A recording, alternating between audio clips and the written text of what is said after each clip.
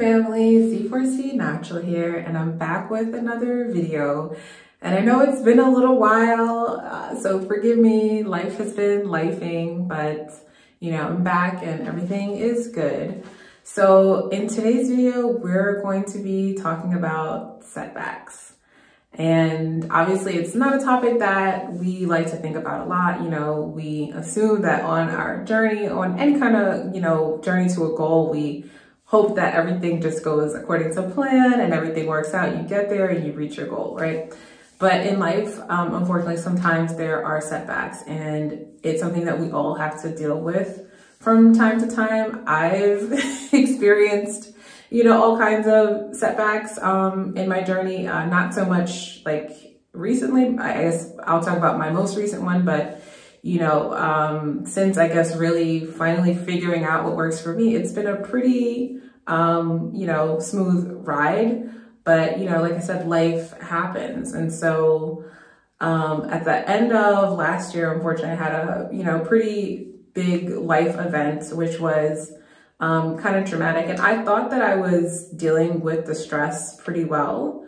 But I noticed, so I had a fire in my home and I was displaced, and, obviously it was staying in a hotel. So I wasn't the one cleaning up after my shed hair, right? So if I was in my house, I probably would have noticed sooner, like, wow, there's a lot of little hairs everywhere, but I was in a hotel. And then when I finally did my hair a month later, like, I was like, oh my God, it feels like I have half the amount of hair on my head. At first I thought, I was like, maybe this is my imagination, maybe I'm overreacting, but I noticed it like as soon as I actually washed and styled my hair, and it was like a month afterwards, which it was a little bit beyond my normal timeline, because I think at that point I probably was like 2 weeks in. So like it was like maybe it was like 6 weeks after my last wash and a month after the event.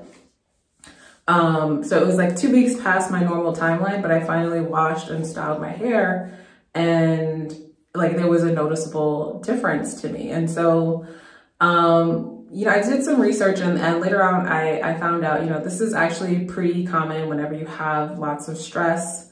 The scientific name for it is telogen effluvium, and it's like an excessive amount of shedding that is caused by stress.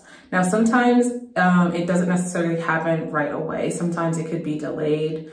You could see the shedding 2 weeks after a stressful event, 4 weeks, even up to 3 months.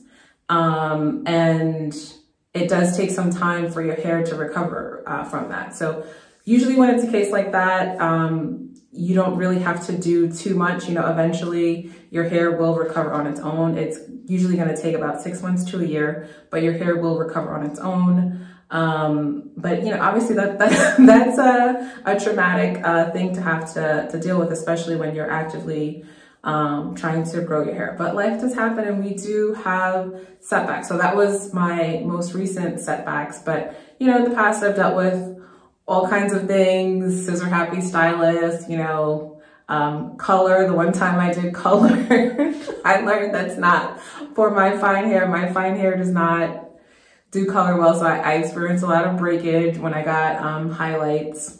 These things do happen. So when you have a setback, how do we deal with that? I think the number one thing is first identifying, what caused the setback. Was it something different that we did in our routine? Was it maybe a hair product? Maybe a step that we skipped, maybe out of laziness or time? Like, is there something that we skipped and we're noticing extra shedding, extra breakage? Was it a life event? So first, determining what caused your setback and if there's anything that you can do differently. So I'm a big fan of, just monitoring things. And I do have an app that I use for my hair. I'll link it down below, but I'm actually thinking of moving to a journal because that's how I keep track of all my other goals. And I feel like with the app, even though it's a nice little app, you can put your pictures and everything in there, I find that I'm not really that consistent with it. But I think, since I keep my journals on my nightstand, I think if I had a hair journal, I'm going to start using one. I'll link it down below. It would help me be more consistent. But, you know, keeping track of what you're doing is very helpful for your progress, and also evaluating what you need to do next, what you need to change if you do experience a setback. Depending on what your hair needs, after that, you want to, you know, go into your treatments. Do you need a protein treatment? That's if your hair is feeling too limp, if you're getting a lot of breakage and it's just feeling maybe like too soft, it's breaking very easily, you might need a protein treatment.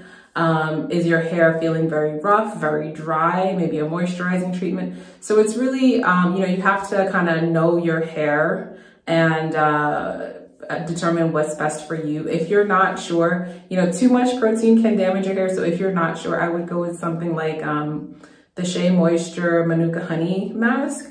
That's one of my favorite ones. It's a moisturizing treatment, but it does have like a tiny little bit of protein in it. So I think it's a good, if you're not sure, it's a good one to use. It really does a job, moisturize as well, but there is some protein in there if you need it. It's not something that's going to give you protein overload. So that's one that I highly recommend. I've been using that for a long time and I'm really happy with the results. So doing a moisturizing deep treatment like that, and again, for you to really get the benefits, especially if you have low porosity hair, you want to apply heat with it. So if you can, sit under a bonnet for 15 to 20 minutes while you have that in, you're going to see a huge difference with that. Or if you have a heated cap, whatever method you can use to get direct heat into your hair or indirect heat into your hair with the treatment, it's going to go a really long way.